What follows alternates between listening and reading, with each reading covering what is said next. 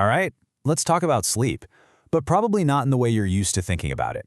We're not talking about it as just downtime or rest. Today we're diving into why sleep is one of the most powerful and most neglected performance enhancers out there. This isn't some luxury, it's a critical biological necessity.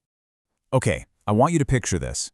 It's 3 a.m., your eyes are burning, you've got a huge deadline tomorrow, and you think, I'll just power through. I can sleep later. You feel like you're getting ahead, right? Gaining an edge? But what if that very choice is silently, aggressively, sabotaging your brain's entire operating system? And that's the big lie, isn't it? The myth we all tell ourselves. We trade sleep for what we think is productivity. But the science tells a much, much harsher story. The reality is, you're not saving time. You're actively damaging the one tool you need to be productive in the first place, your brain. So let's break it down. What is actually happening inside your head when you skip sleep? Well, trust me, it is not pretty. It's basically a full-on cognitive meltdown, and it all starts with your brain's very own sanitation department.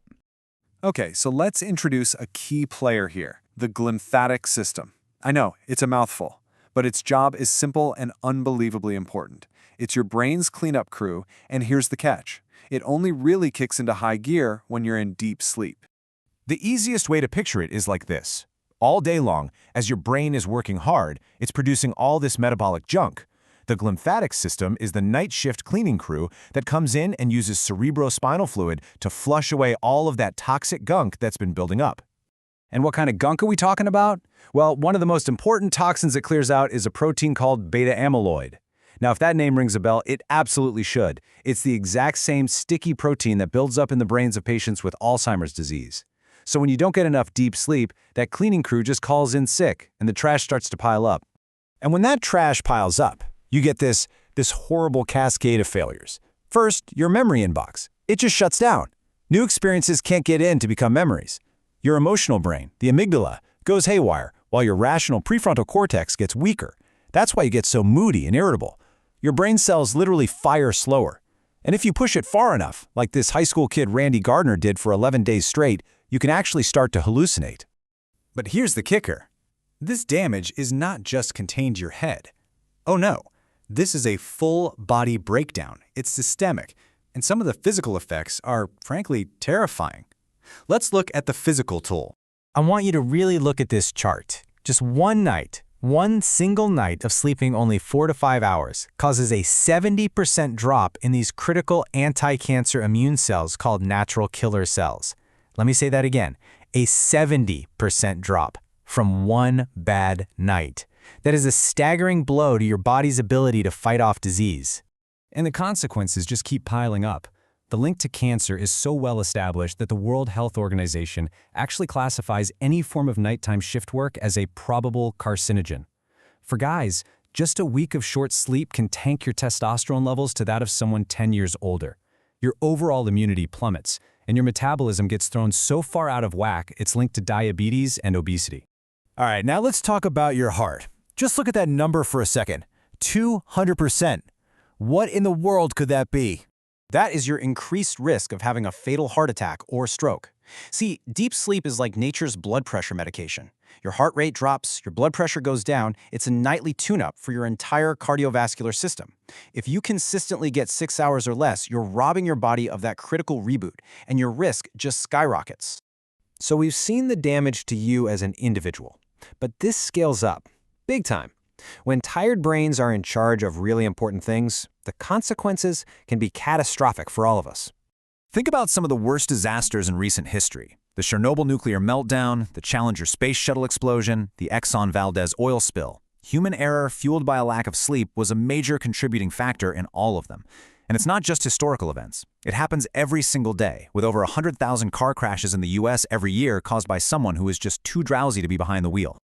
So what's the tipping point?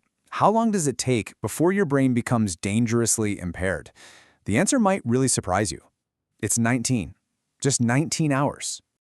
After you've been awake for 19 hours straight, your mental performance is as impaired as someone who is legally drunk. But here's the scariest part of all. When you're that tired, your brain is the absolute worst judge of how tired you are.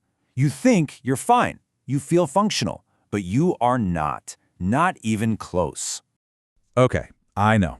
That was a ton of bad news, and it's all pretty alarming. But here's the good news, and it's really good news. You can fix this.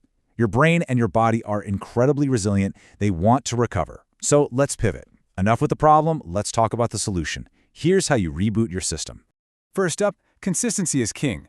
Go to bed and wake up at the same time. Yes, even on weekends. This trains your body's internal clock. Second, turn your bedroom into a sleep cave, cool, dark, and quiet. Third, you've got to kill the blue light from screens at least an hour before bed. It tricks your brain into thinking it's still daytime. Create a wind-down ritual. And if you're tossing and turning for more than 20 minutes, get out of bed. Lying there just creates anxiety about not sleeping, which makes it even harder to sleep. Now, if you want to get really pro about this, you need to understand sleep cycles. Your body sleeps in 90-minute cycles. This is why sometimes you can sleep for 8 hours and feel awful, but sleep for 7.5 and feel fantastic. You woke up at the end of a cycle, not in the deep part. So do the math backwards from your alarm. Aim for 7.5 or 9 hours of sleep to wake up feeling refreshed. So all of this leads to a complete reframing of what sleep even is. It's not a passive activity you do when everything else is done. It's not a sign of weakness. In a world that is obsessed with productivity, good sleep is your ultimate competitive advantage. It is, literally, your superpower. Look, our culture glorifies the hustle, right? Burning the midnight oil is worn like a badge of honor. But the science could not be clearer. Sleep is not a weakness. It's not an indulgence. It's the single most effective thing you can do every single day to reset and recharge your brain and body. It is, without a doubt, your brain's secret weapon. So the only question left is, what will you do tonight to sharpen yours?